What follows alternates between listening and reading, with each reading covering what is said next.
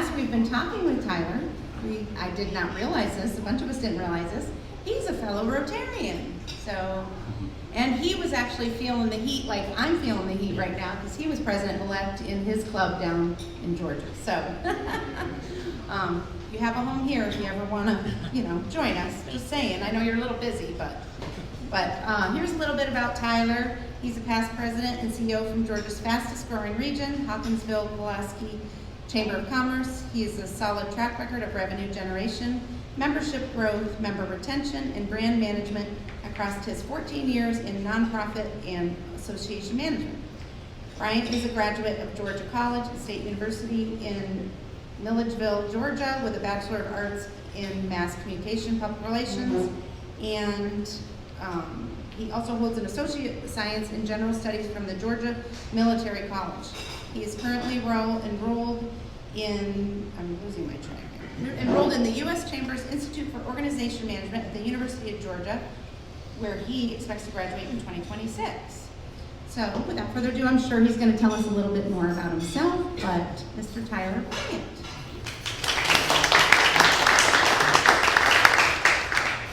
Well, thank you, Tammy, and fellow Rotarians. I'm very excited to be here. Before I get to my remarks that I was going to make today, I just want to say I'm really proud to see this group. I was talking to Tammy and Miss Yvonne over here, and she's telling me all about how much you've grown and how you're getting all these awards for your fastest growing membership. That's fantastic.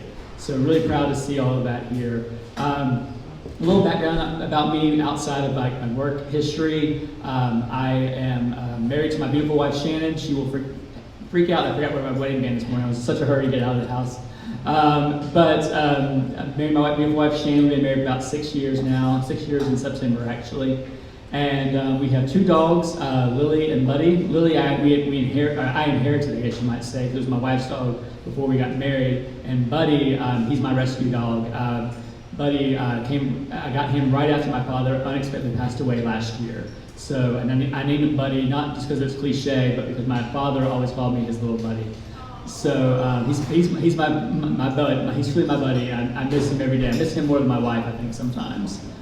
If those with dogs probably understand. So anyway, I'm also a published author and playwright. I've written about 15 plays and 2 novels, with a 3rd novel coming out maybe the end of this year or the first quarter of next year. It was originally going to come out this year, but then life happened and you moved here, so that was kind of on the back burner. But I'm particularly fond of murder mystery dinner theaters, so I've written several of those murder mysteries. I might be doing some of them here once I get acclimated with the area.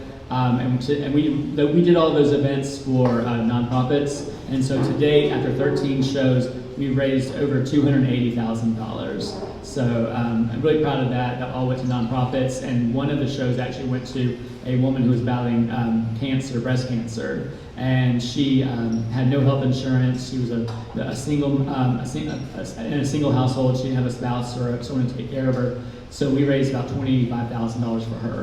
So it was pretty exciting. But as you know, cancer treatments that's not going to pay for all her cancer treatments, but will hopefully get her acclimated with that. So anyway, today I'm here to talk to you about the power of community. And I want to put an emphasis on that part of the word, unity.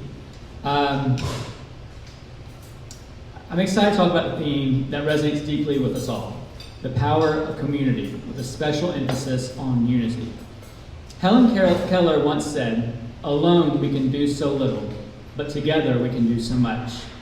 This simple but profound truth captures the essence of what it means to be a united community.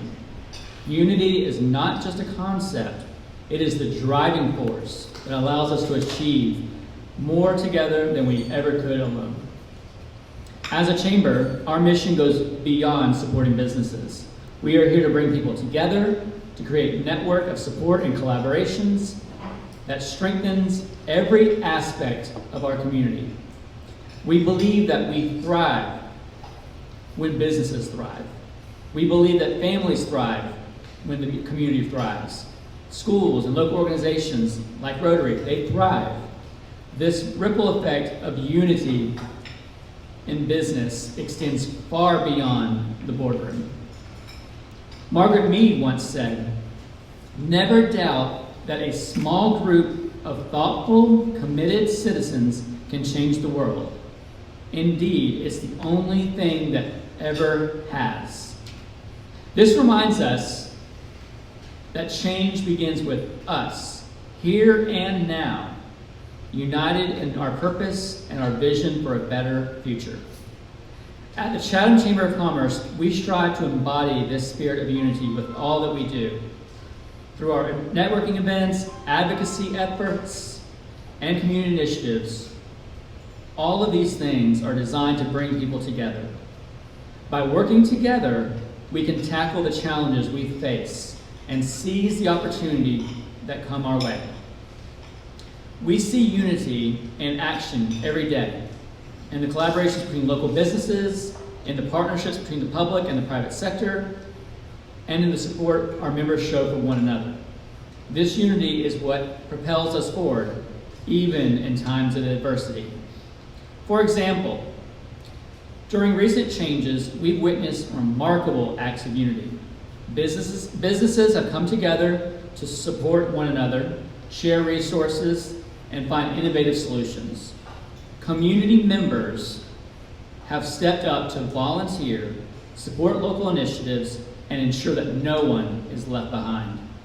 These actions demonstrate the incredible power of unity. As we look to the future, let us recommit ourselves to the power of unity.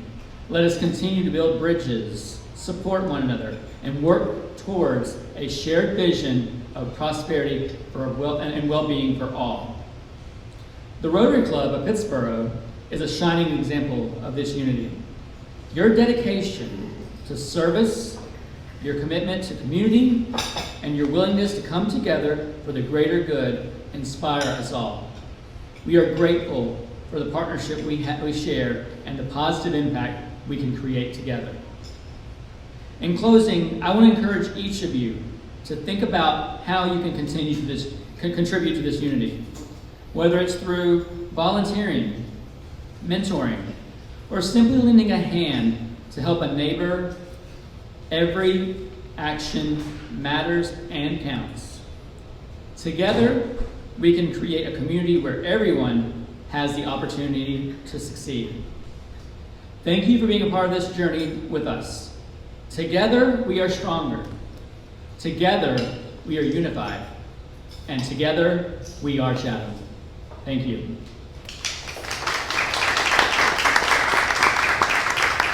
And I was told to make sure it wasn't too salesy, so I snuck a little bit in there, but forgive me for that. If you are interested in joining the Chatham Chamber of Commerce, please contact me or one of my staff members. We'd love to get you signed up for membership. We do networking events throughout the year, a lot of advocacy efforts, and we love to work with our members in the community and our partners in the private sector and in the public. So if you're ever interested in joining the Chamber, please give us a call. We are growing like crazy, as y'all probably know. We are just under 500 members at this point. And one thing to note is that we service all of Chatham County and the outliers. So we're not just a City of Pittsboro chamber, we are a chamber to everyone within Chatham County. We even have members in Sanford, we have members in Chapel Hill, we have members outside our county boundaries. But we are a countywide chamber, and we're proud of our history and proud of where we're going to go with our chamber. So if you have any questions, I'm happy to answer them. I just want to thank you once again for inviting me here, Tammy, and I'm glad to be here. So. Yeah, I got a question for you. Sure. You've been here several weeks. You talk to a lot of people, so when people see you and they go, Tyler, Chatham County Chamber does a great job doing what? But they can improve doing what? So Chatham Chamber, we do a great job at being advocates for our members. I think that's said in everything that we do. Everything we talk about in our board meetings, in our staff meetings, wherever it may be, is how can we be a better advocate for those members. Things we can improve upon, I definitely think we need to do a better job about remembering all of Chatham County and not just Pittsboro. I think with our address being in Pittsboro, people sometimes think that we're only for Pittsboro, and my mission is to make sure everyone is seen and heard throughout the county of Chatham. Can you give us examples of what advocacy looks like for business? I'm sorry, I half of the what? You said that one of the main things is you're an advocate. Yes. Can you give examples of what that means? Absolutely. Exactly? So as advocacy, I'll give you an example of my previous chamber experience, because this was a real world example. and it's something we would do here absolutely for our members. But where I would serve before in Hawkinsville, Georgia, was a town very similar in size to Pittsboro, and the city commission wanted to add $50 to water bills for businesses with fewer than 10 employees, because they felt like they needed to kind of catch up with the ones that had larger employee pools. Well, first of all, how do you track that other than just going to the Secretary of State website?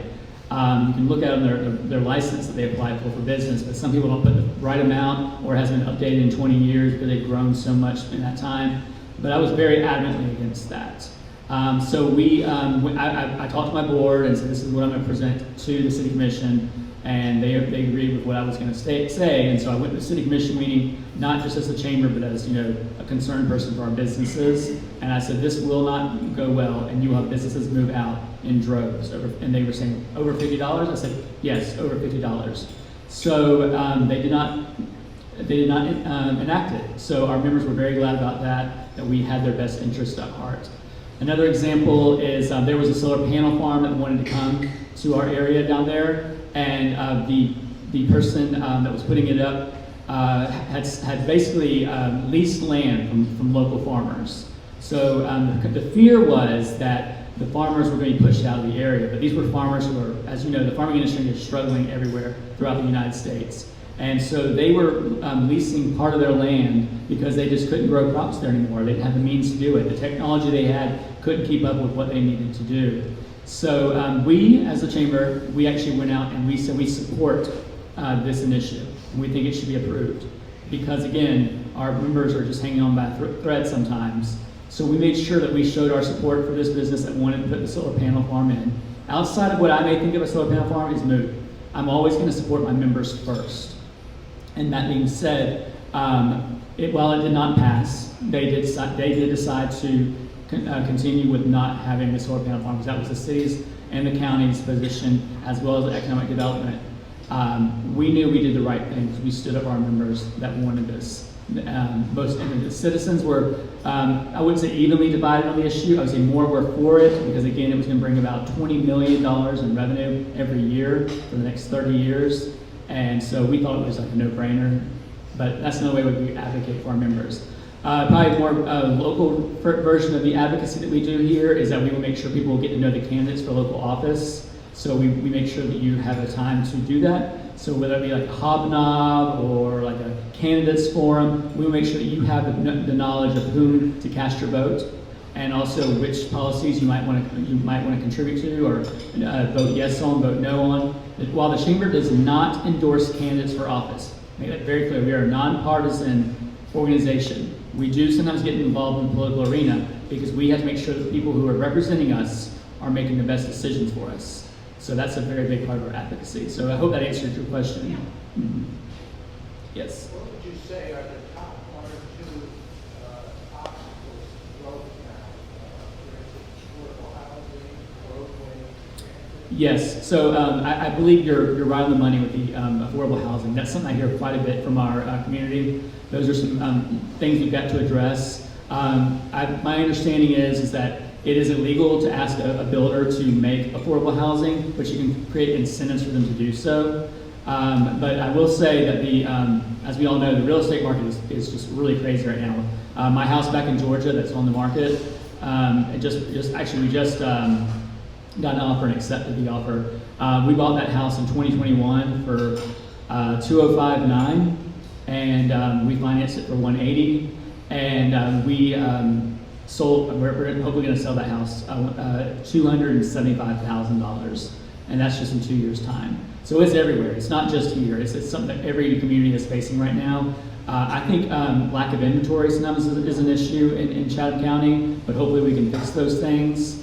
I also think we need to make sure we look towards the infrastructure. Do we have the proper infrastructure to support the growth that's going on here? And those are questions that I'm trying to find out the answers to. So those are probably the top two areas I think we have for improvement. What is your current membership rate? Membership rate? And do you plan to have to raise that? So we are going to be rolling out a new membership structure probably in the next next few months, for 2025, I should say, to clarify. But right now, our basic membership rate is $300, and it will probably go up to $350 next year. But we're going to be offering much more incentives for people. If you need to offer health insurance for your employees, we'll be able to have something that you can get from that through a third-party source. You'll be able to get tickets to some of our events without getting billed more than once per year. And then the higher you go up our tiers, it'll now be a tiered structure. It won't be a fair share model, which if you don't know what that means, fair share is basically what the Secretary of State's office requires you to do. You pay your taxes and licensing every year based on the number of employees that you have. So under a tiered membership structure, you get more the more you spend, so to speak. And so some levels of membership may get what you call tickets to events, but they may also get a sponsorship included in that membership. They may also get recognition the higher that they go up at levels, so they're recognized on our website. They'll get boardroom rentals for our place. A lot of our members just have small shops and they can't really have any kind of place to meet. So they can meet at the chamber office and rent it out from us, and we'll give them like a complimentary one, and then after that we charge them. But every tier that goes up from there will give more and more of those samplings. Yeah, and then one other thing I tell people is that under our new offering, we're actually going to allow people to get discounts on office supplies. As y'all know, office supplies are really expensive right now, so we have a partnership with Staples as well as Office Max or Office Depot, whatever it's called now, like a 20% discount on online orders, which is huge. So,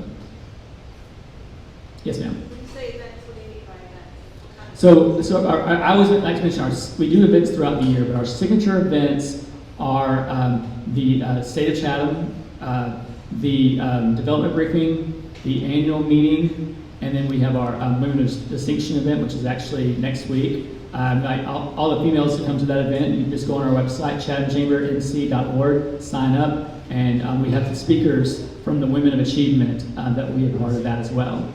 So the ones recognized in Chatham Magazine, they'll be on the panel, and you'll have a chance to network with them, network with others. Again, this is a female-only event, so sorry to the gentlemen in the room, you can't come to that. I'll be the only male in the room, and as soon as I make my opening remarks, I will sit down and be quiet. That's my goal. I'm glad to be able to be there. And then we also, new this year, we are going to be adding a tasting event. And this was something I did back in Georgia. It was very successful, so I'm excited about doing it here. And that event will be called a Chatham Thanksgiving. So we're going to be having that probably at the Mosaic. We'll have some live music that night, and you'll be able to try samplings from area businesses that are chamber members and taste some of the products, whether it be a brewery, a winery, a distillery, or just a person that serves food. So we'll be able to have all those things as well. So those are some of our big events that we do throughout the year. But we also do lunch and learns. We also do Shadow a CEO Day. We do a lot of different small events. Those are our signature events throughout the year. Any other questions? Thank y'all. Y'all been great. I appreciate you very much. I will leave some business cards here for you. If you want to contact me, please do. Add me to your email contacts. My cell phone number on here is my personal cell, but it's also my chamber cell. So feel free to call me at any time. Just don't call me don't call me after 11 as I turn into a pumpkin. But I will call you back the next day, I promise. So thank you again, and I'm just so glad to be part of the Chatham community.